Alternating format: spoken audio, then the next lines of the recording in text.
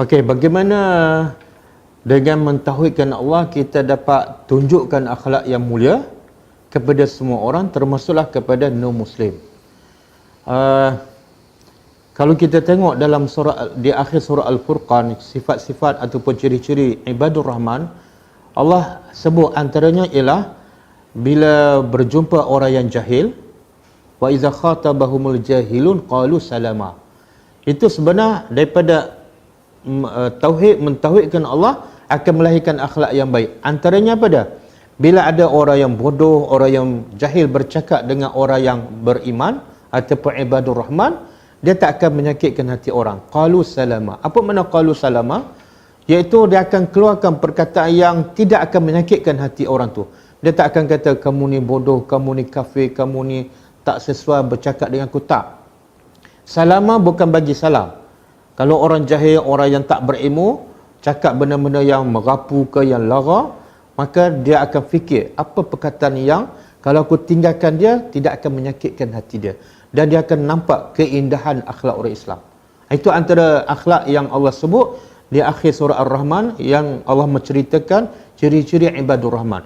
Dan kalau kita tengok surah Luqman juga, Luqman bermula daripada mendidik anaknya, iaitu menanam asas akidah, la tusyrik billah. Tapi bila tengok di akhir-akhir tu, berbuat baik pada mak bapak, kemudian muraqabatullah, yakin bahawa Allah sentiasa melihat, Allah sentiasa mengetahui perbuatan anaknya.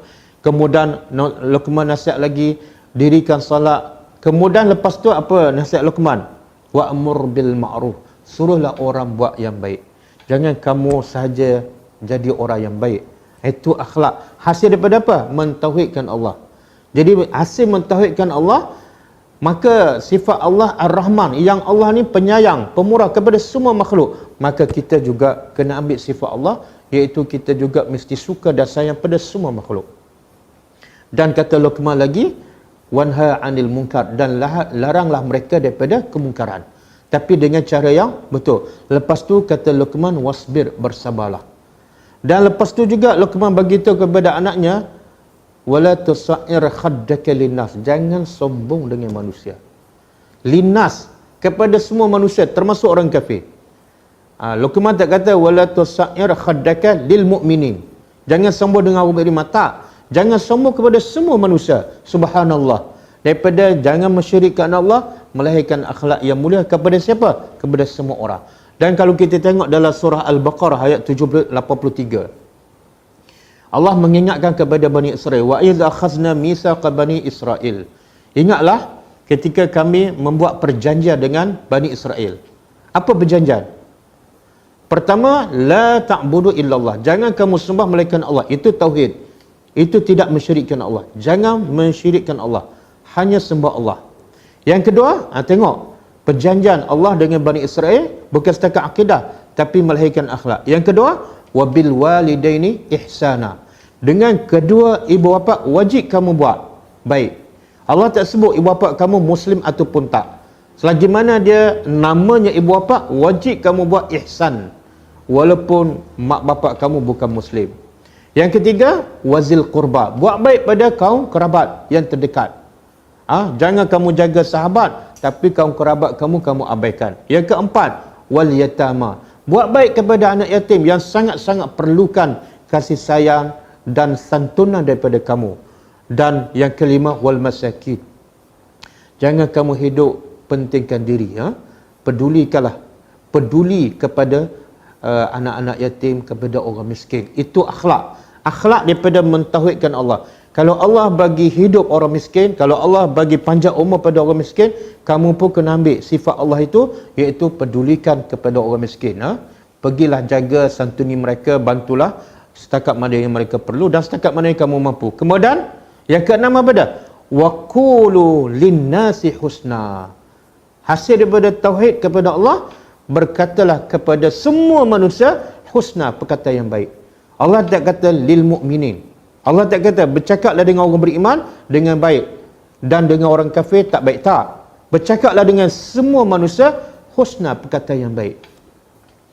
Tengok, bermula daripada la ta'budu illallah, jangan sembah melainkan Allah, lahir akhlak yang mulia. Sebab itulah Allah, walaupun Fir'aun musuhnya.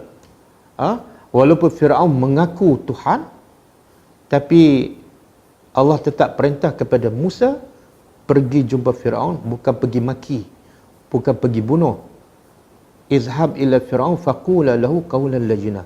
Pergi dan berdakwah, dan bila berdakwah jangan guna bahasa kesat. Berkatalah kepada Firaun yang mengaku Tuhan, yang sombong, berkatalah dengan qawlan layyina, kata-kata yang lembut. Kenapa? La'allahu yatazakka. Moga-moga dia dapat peringatan. Ya Allah, rahmatnya Allah kepada makhluknya. Kadang-kadang kita sesama Islam pun bercakap kasar. Bagaimana dengan non-Muslim? Maka bagaimana non-Muslim nak tertarik dengan akhlak Islam?